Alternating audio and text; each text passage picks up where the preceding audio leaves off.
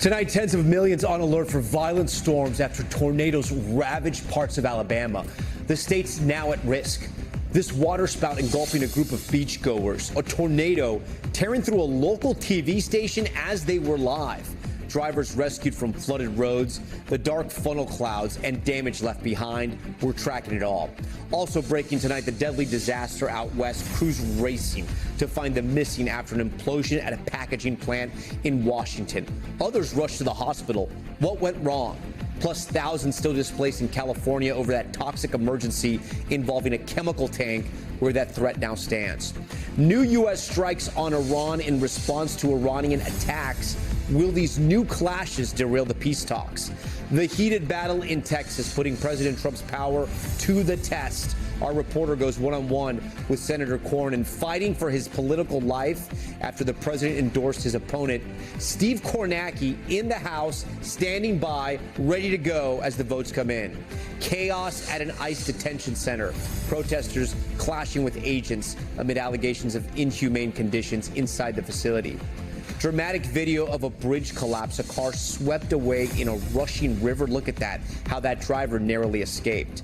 And NASA's big reveal for a major base on the moon. We'll show you the blueprint just released. Plus, the U.S. World Cup roster just announced. So who made the cut? Top story starts right now.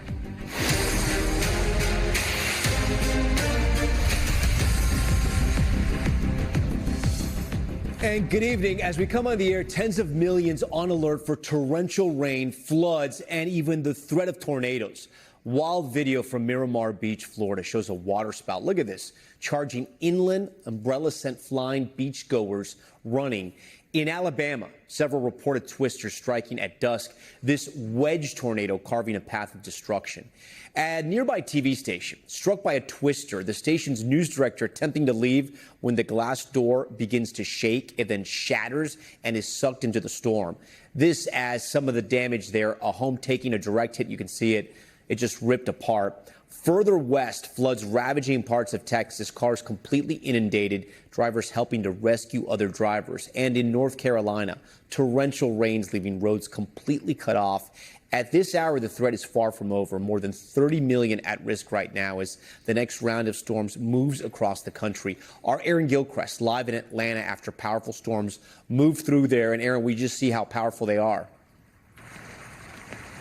Yeah, and the rain is coming down here again, Tom, and you can see that this tree landed on top of this house in some of the storms that rolled through here yesterday, really just punching right through the roof in several places. The homeowner telling me he thinks 2/3 of the house just demolished by this tree that came down, and this is a result of just rainstorms that have been coming through here, really saturating the ground because there's been so much water for so many days now, but other parts of the country are dealing with even more damage. Really, this is just one example.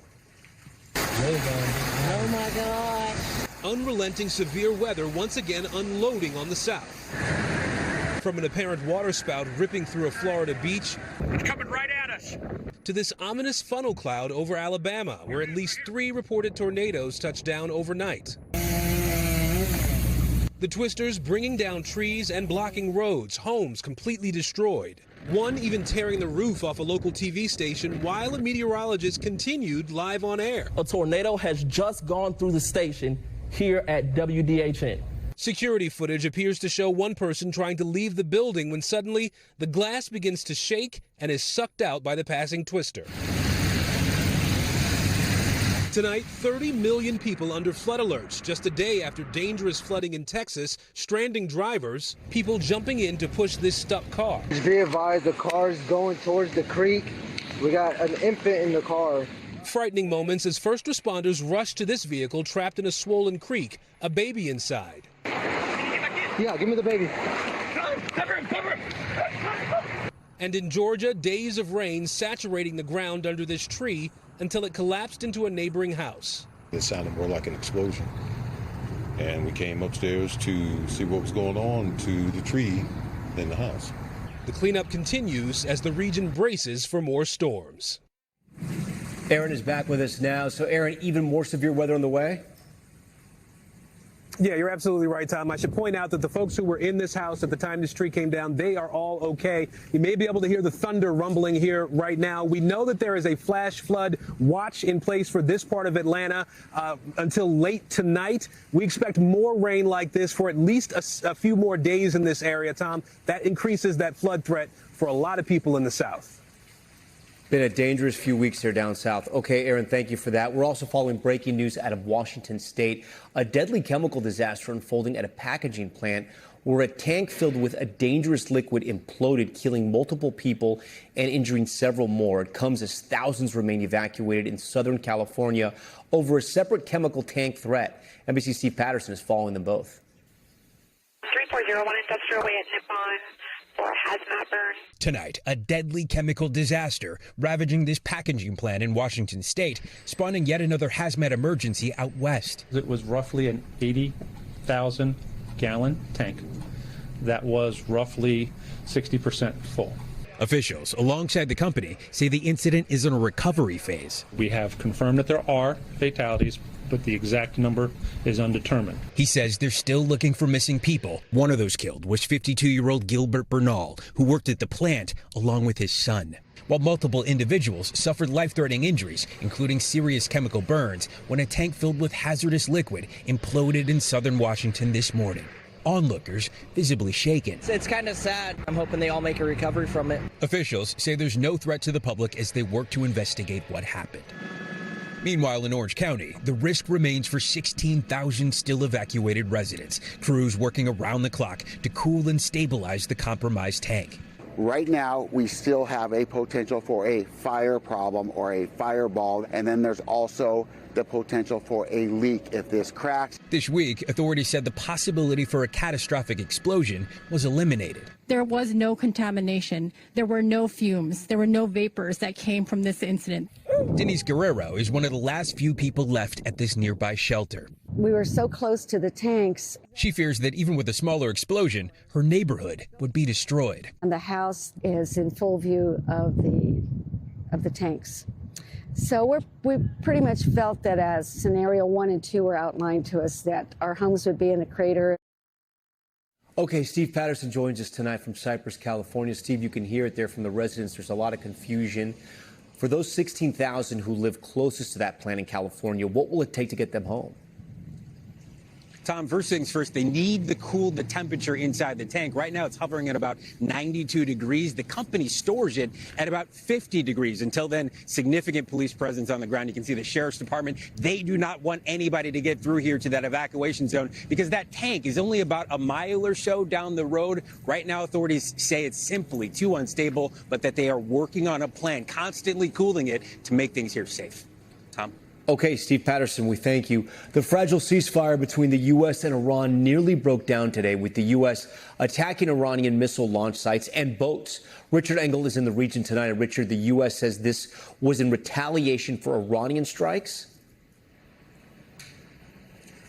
That's right, Tom. The U.S. is describing this, senior U.S. officials, as an act of self-defense.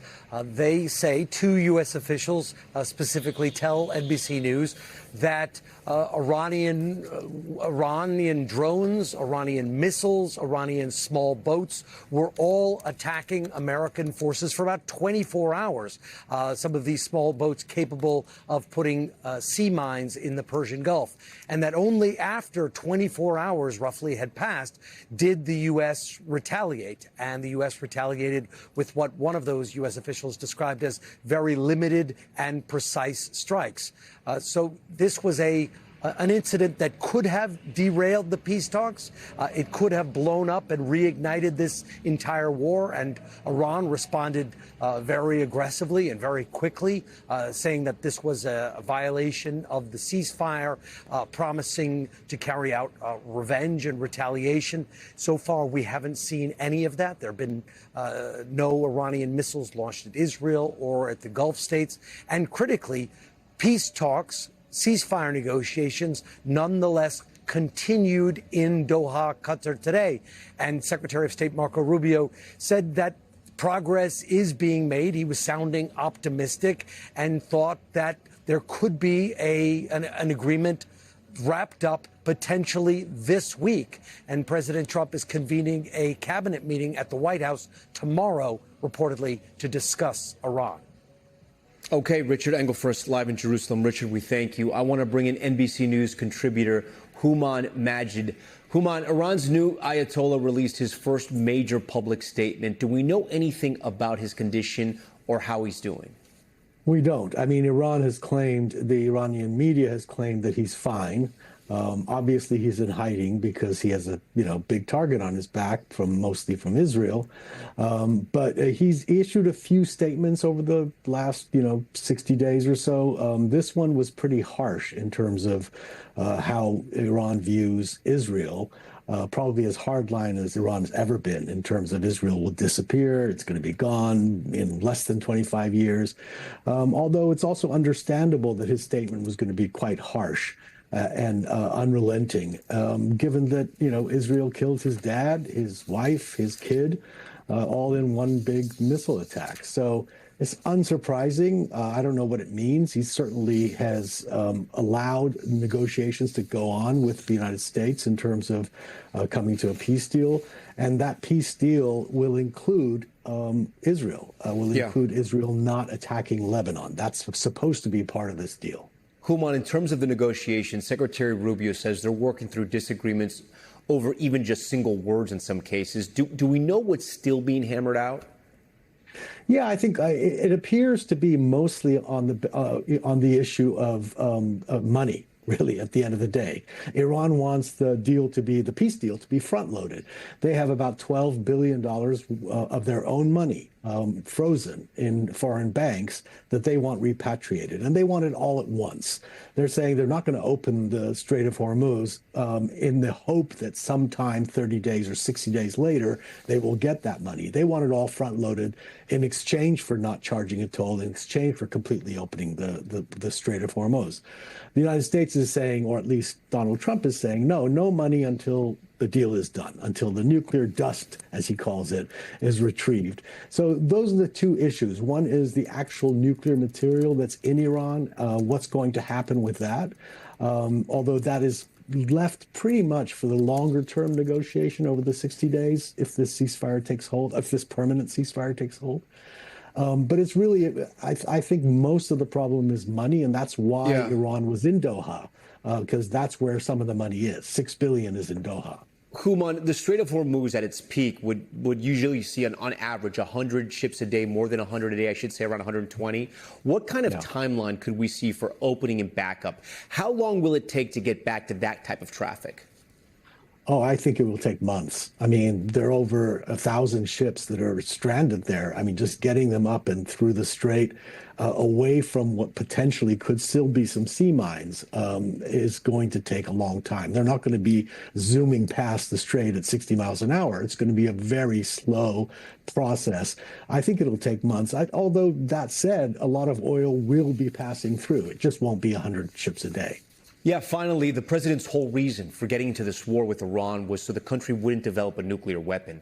Iran had an estimated 900 pounds of enriched uranium, not quite ready to build a nuclear weapon, somewhere around 60%, before the U.S. struck their nuclear facilities. It's unclear exactly how much enriched uranium Iran has right now. So what's going to happen there? It's impossible to say, Tom. I mean, Iran claims that material is theirs. They own it. They want to send some of it out, grade it to less than 60%, down to 20% and 3.67%. The U.S. is saying that it all has to come out. There can't be any enriched material inside Iran. So there's going to be a compromise on that. Probably most of it will get sent to China. China has said that they're willing to take it. What Iran wants is a guarantee that if the whole deal falls apart, or if they aren't able to come to an agreement with the United States, a long-term nuclear agreement, that they would get that material back, even if it's downgraded to 3.67% or 20%, which is the amount they need for their Tehran reactor a medical reactor. So it's hard to say at this point where that compromise is going to happen, but it's likely to happen because, as you pointed out, or as Richard pointed out, this attack today by the U.S. could have opened up, the war again. But it appears that both sides really want this deal to happen, which is why both are still negotiating. Neither have said it could be rhetoric. Oh, yeah, you're breaking the ceasefire. You're doing this, that, and the other. But as long as there isn't more action, military action, as long as they're still talking, I think it indicates that they both really, the United States and Iran, really want to put an end to this war and an end to this issue, the nuclear issue, which has been going on since 2003. Houman Majd, always a pleasure to talk to you. We thank you for joining Top Story tonight. Thank you, Tom. Okay, back here at home, we are covering that hotly contested Senate primary runoff in Texas. Four-term Republican Senator John Cornyn facing off against Texas Attorney General Ken Paxton, who got a last-minute endorsement, you'll remember, from President Trump. It could make or break this race. NBC's Ryan Chandler is in Texas and had a one-on-one with the senator late today. Tonight, the Texas-sized test of President Trump's poll in the largest Republican state. And I believe the Texas candidate, who's Ken Paxton, I think he'll win. Can Texas's four-term Senator John Cornyn convince voters to stick with him against President Trump's endorsement of State Attorney General Ken Paxton? We spoke to Cornyn tonight. Did it strike you as a slap in the face to see him endorse your opponent? I think it's a sign of President Trump's frustration. Most presidents get frustrated with the Senate because things happen more slowly than they would like. And certainly President Trump can be an impatient guy. But again, I've supported his agenda. President Trump calling Paxton a true MAGA warrior while blasting Cornyn as very disloyal to me. But Cornyn has the backing of top Senate leaders. The president was pressed about it last week. Some of them don't know how to win. I know how to win.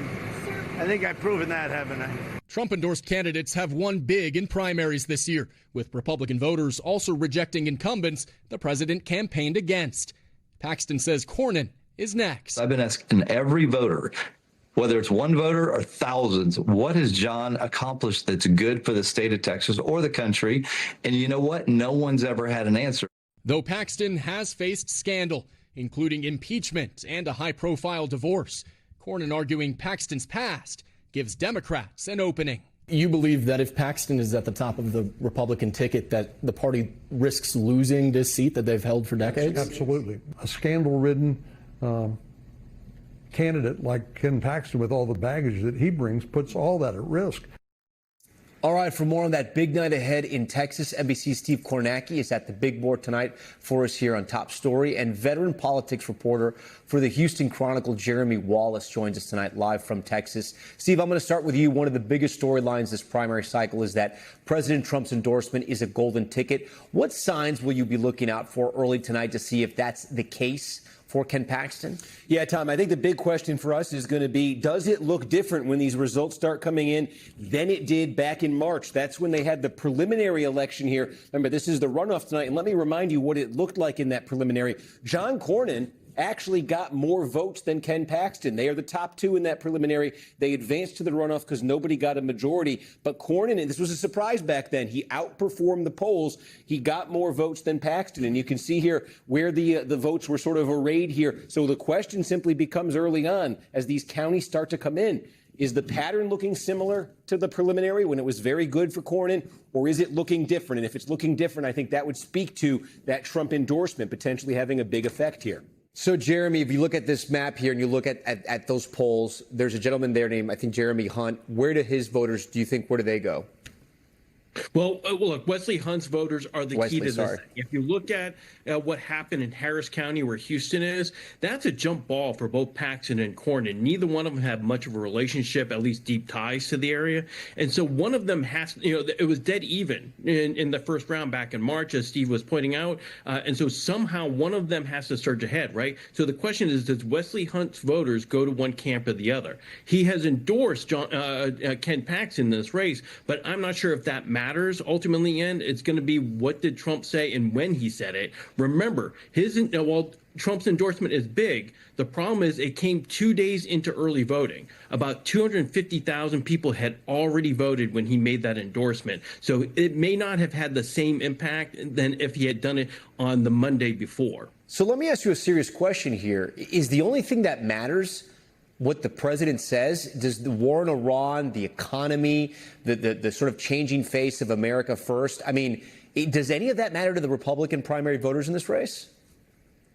Look, voters, they don't think about this guy has all his seniority, in the United States Senate, and he can bring stuff back home. They think about what they're feeling, right? It's like we know in this case, in this era, a lot of Republican voters want somebody who's going to own the libs, who's going to go after the left. And Ken Paxton, if there's one thing he's been able to do as Attorney General, is that he's consistently sued the Joe Biden administration or fought, Democrats in the Texas legislature. And so what they're seeing is, this guy will fight in a different way than maybe John Cornyn has over his, 24 years in the United States Senate.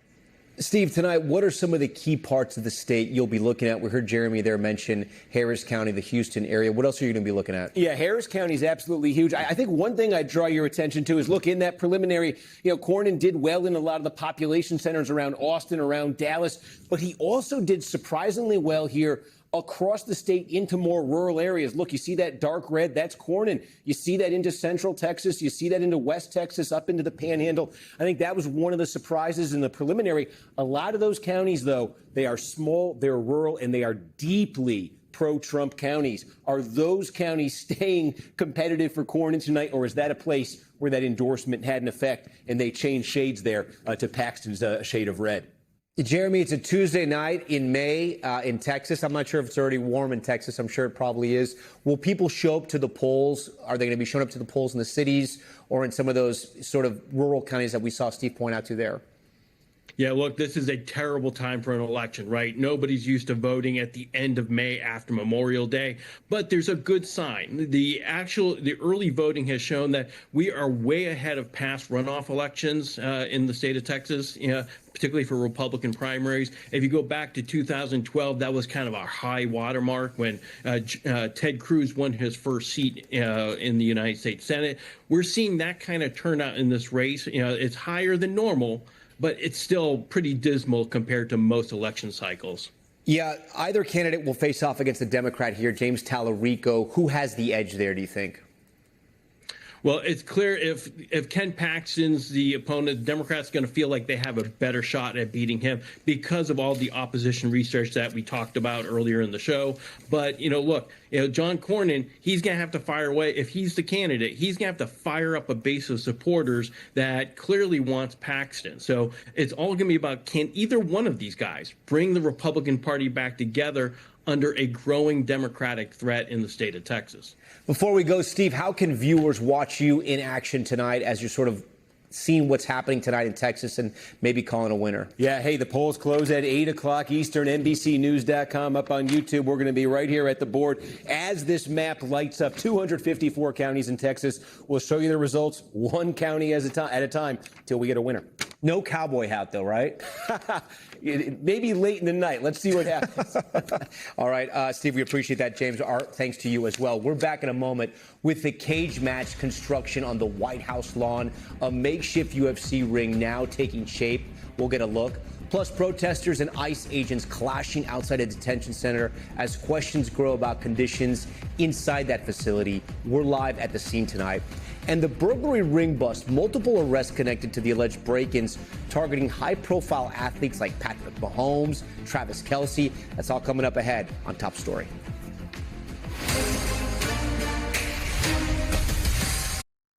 We're back now with President Trump's promise to bring the greatest show on earth to the White House next month. UFC Fight Night right there on the South Lawn. And they're already building the fighting cage outside the West Wing. Gabe Gutierrez with the new images tonight. Tonight, new construction is underway for an unprecedented spectacle, a cage fight at the White House. A massive arch taller than the building itself, part of a makeshift arena for an upcoming Ultimate Fighting Championship event. I have never seen anybody want anything so much as people want those tickets. Gets you over the top with that right hand. The mixed martial arts matches are scheduled for June 14th to celebrate America's 250th anniversary. The date for the fight also happens to be President Trump's birthday. It's a remarkable sight, the construction looming over the West Wing and the cranes for the ballroom project on the other side. The president has said that this temporary arena will hold more than 4,000 people. We are going to pull off the boldest idea in sports history. Tickets are free, and the UFC is footing the bill for the event. But NBC News has learned sponsorship packages that include ringside seats have been selling for $1 million or more, according to a Republican lobbyist familiar with the process. Decades ago, the president hosted boxing matches at his casinos. And he's often seen at UFC fights. I know President Trump is a fighter. UFC's president Dana White endorsing him in 2024. I'm in the tough guy business, and this man is the toughest, most resilient human being that I've ever met in my life. Trump supporter and UFC announcer Joe Rogan will be there, though Rogan also called the event a gimmick. Life is a gimmick, the president responded, but it's a good gimmick. It's going to be amazing. All right, with that, Gabe joins us tonight. And Gabe, let's just be sort of clear here. We can see the construction there behind you. This is there's going to be real fights here. I mean, people may get choked out there right in front of the White House.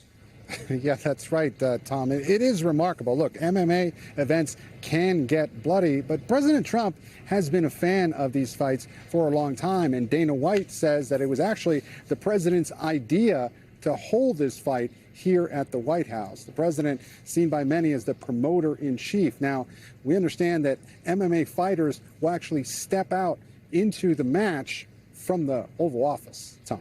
Wow, that's pretty incredible. There's also reports tonight, Gabe, and I don't know if these are true or not, that you've challenged Garrett Hake in the undercard fight there. Are you guys entering the octagon? Is that true? Look, Tom, I think I could take him, but I'd be surprised. Garrett could be pretty scrappy, so, all bets are off. I would pay to see that one. All right, Gabe Gutierrez, we thank you for that. Still to come tonight, the chaos in the streets, violence breaking out during another so-called teen takeover, dozens arrested. Should parents be held accountable? Plus, the new moon missions, what we're learning about NASA's plans to build a permanent lunar base. Stay with us.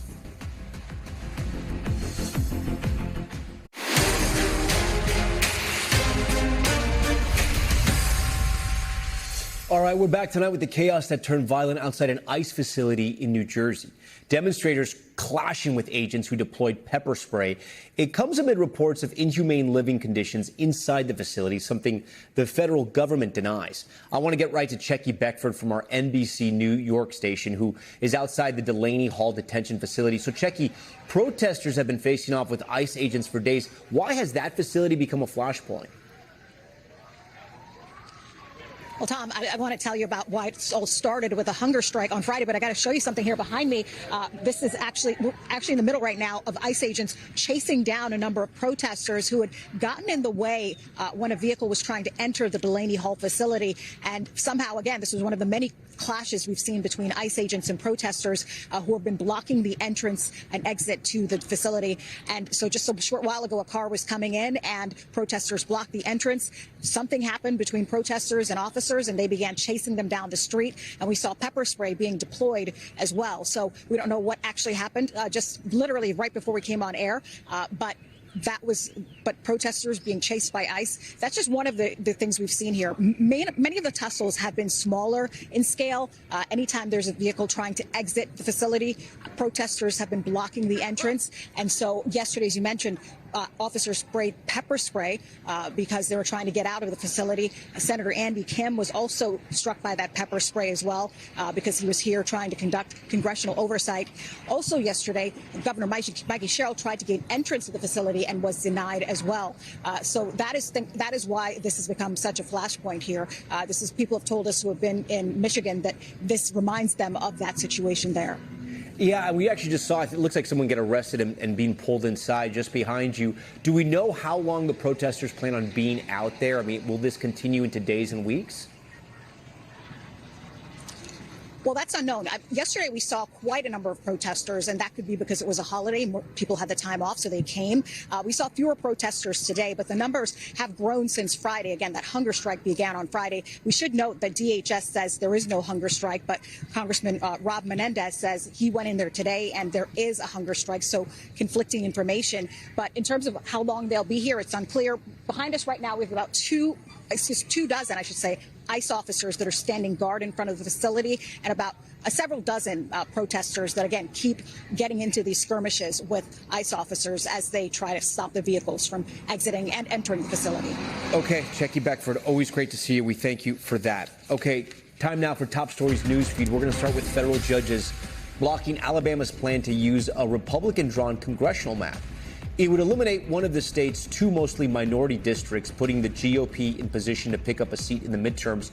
But the judges ruled the map intentionally discriminated based on race.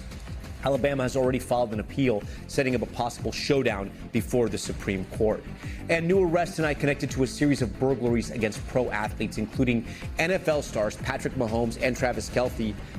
The thieves allegedly stole jewelry, watches, and cash. Authorities say 2 Chileans have been arrested in Argentina and are waiting to be extradited to the U.S. A total of 7 Chileans have been charged in connection with those burglaries.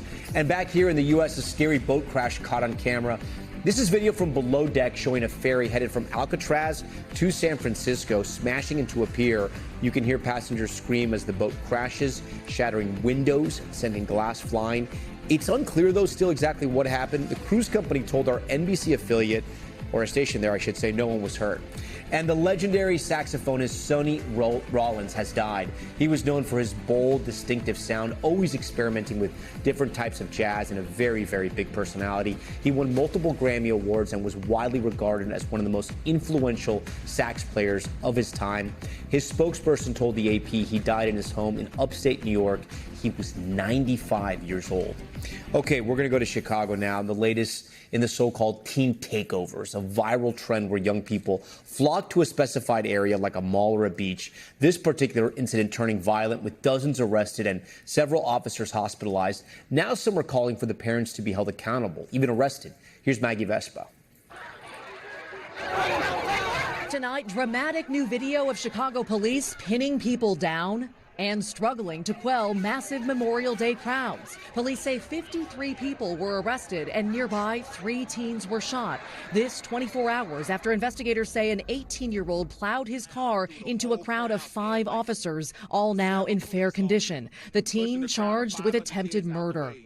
2 so-called teen takeovers in 24 hours. A viral trend sweeping the nation with massive gatherings organized online and unleashed on unsuspecting communities coast to coast, often turning chaotic or violent. In Tampa, police body camera video shows massive fights amid a teen takeover earlier this month. Here, you see the mayhem from above. Authorities say 22 people were arrested, as young as 12. Another brawl breaking out at this Chipotle in Washington, D.C. And outside Milwaukee, cars spinning out in this intersection. Authorities last month responding to 12 teen takeovers in one weekend. Now, Chicago officials weighing targeting parents, with one representative proposing charging parents of minors arrested at teen takeovers after the city's 10 p.m. curfew with contributing to the delinquency of a minor. A Class A misdemeanor punishable by up to a $2,500 fine and 364 days in jail. This strategy of potentially charging parents, do you think it would be effective? I think that it's a start. We need to have a proactive approach from police, whereas they should be monitoring social media to establish where these meetups would be occurring and placing officers accordingly. One idea as desperation to rein in teen takeovers grows. Maggie Vespa joins us tonight from Chicago. And Maggie, President Trump posting about this tonight. Yeah, Tom, that's right. The president today posting on Truth Social. We can pull that up. He wrote, teen takeover in Chicago, 5 officers badly hurt. He said mayor and governor are terrible, should call for help. Now, we should point out that we sent this statement over to Chicago Mayor Brandon Johnson, who just released a statement from his office condemning these teen takeovers, saying any act of violence, in his words, is unacceptable. And he's also called for accountability on the part of parents, but stopped just short of of endorsing that potential ordinance that would allow for parents to be charged if their kids are arrested at these teen takeovers. So walking a bit of a line there. We should also point out again, the president in his statement saying 5 officers badly hurt. We just checked again with Chicago PD. All 5, thankfully, are in fair condition. Tom. Okay, that is a bit of good news. Okay, we thank you for that, Maggie. Now to NASA's newly released plans to build a base on the moon. The new images show their vision to develop semi-permanent living spaces for future scientific discoveries on the lunar surface. Our Tom Costello has the blueprints. Take a look at NASA's vision of a future moon base. Massive, potentially hundreds of square miles on the lunar surface, complete with astronaut living quarters, lunar rovers, and power stations, with the ultimate goal of heading to Mars. And we want to be in an environment where we can learn the skills so that astronauts can go and plant the stars and stripes on Mars someday. Splashdown confirmed. NASA's moon base plans come just 6 weeks after the Artemis II mission that sent astronauts around the moon for the first time in 50 years. NASA hopes to land Artemis IV astronauts on the moon in 2028. Building a moon base will come in 3 phases starting this year, eventually using drones and rovers to scout the best landing sites near the South Pole. In 2029, they'll begin assembling the moon base, including solar and nuclear power systems. Then in 2032, the first astronauts will begin living and working on the moon. Artemis astronauts will stay longer, explore farther, and conduct the kinds of science that advances exploration itself. With China also aiming to build a lunar base, NASA plans to establish a perimeter around the American base. It's an ambitious timeline, and NASA will need to learn and react fast and mitigate the risks, including from long-term radiation exposure and micrometeorites that shower the moon. Tom? Coming up, the dramatic scene overseas, a car swept away in raging floodwaters. We'll show you that video. Plus, countdown to the World Cup, the U.S. men's national team releasing its roster. We'll break down who made the cut right after this.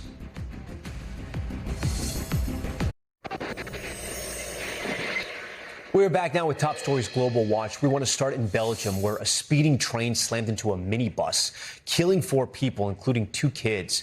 5 other children were seriously hurt. Officials say it appears the bus drove through the crossing barriers when they were closed. They're describing it as one of the worst rail accidents in the country's history.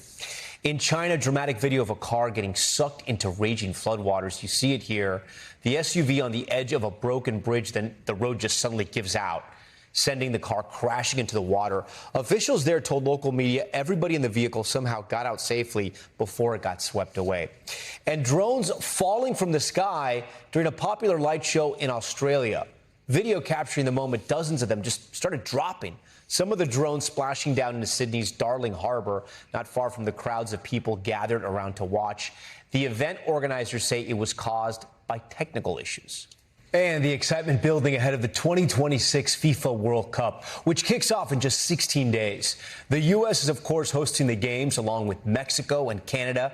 Games will take place in 11 American cities. You see them here, with Team USA playing its first game against Paraguay on June 12th in L.A. And just moments ago, Team USA unveiling their roster. 26 soccer players securing those coveted spots, and Stephanie Gosk was there for that big announcement right here in New York. So, Stephanie, you know, it's obviously a big team. Let us know 3 players we should focus on. All right, well, one of them you know really well because you interviewed him in Milan, Christian Pulisic. The reason you interviewed him in Milan during the Olympics is because that's where he lives, because he plays for AC Milan, and he's easily one of, if not the best player of his generation to come out of the U.S. You also have Tyler Adams. He's a midfielder, and people say he's really kind of the glue that binds this team together. And then you have Fowler and bear with me with his name, Balogun, Fowler and Balogun. He is the striker on the team, and a lot depends on whether he's sort of untested, so a lot depends on how well he plays. If he starts scoring a lot of goals, Tom, then the team could go far. Yeah, it'll be fun to see how they stack up. So that's the big question, right? How good is Team USA compared to the international competition? And who are some of the stars that everyone's going to be watching from other teams around the world? Well, Team USA has a really good chance to make it out of the group round. And then they have a pretty good chance to make it into the round of 16, which is single elimination. And then after that, it's really going to depend on how deep they're playing, how well they're playing, if they're scoring goals, if they're on this run. You know, the saying for this World Cup is never chase reality. It's another way of saying chase the dream. Team USA is really going to have to chase the dream, and they're going to be going up against some huge talent. Players like Kylian Mbappe from France, you'll remember him from the last World Cup, just absolutely phenomenal, scoring a hat trick. And then you have this young phenom, Lamine Yamal. He is a Spanish player. He's only 18 years old, Tom, from Barcelona. He is just incredible, and he's known for these kind of spectacular goals from really far away. So he'll be a lot of fun to watch.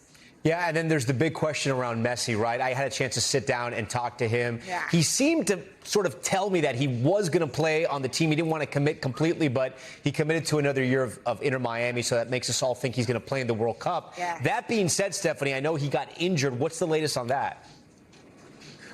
Yeah, sure. So he still has not committed. This would be his 6th World Cup. And yeah, he was not feeling so great after his last game on Sunday. And the team said he's got a hamstring injury on his left leg. He was kind of gingerly walking off the field, which has some people nervous. But, you know, if he is feeling healthy, he's 39 years old. If he's feeling healthy, then for sure he's going to want to be out there for Argentina. Tom. Yeah, and they have a couple of weeks. I mean, and what an incredible story that would be if they won back-to-back World Cups. I mean, it would be incredible. He's already a legend. People already think he's the greatest ever, but that would sort of solidify him.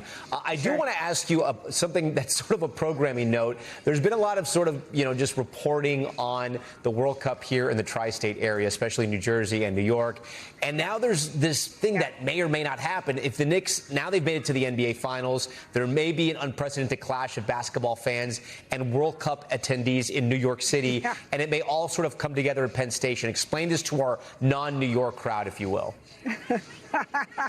Well, yeah, I mean, Penn Station will get really busy. So it depends on a couple of factors, right? So the finals will have to go into the 5th, 6th, and 7th games to have that kind of trifecta of these fans piling into Penn Station. The games for the World Cup are happening in the city. The Madison Square Garden is where the basketball finals will be held here in New York.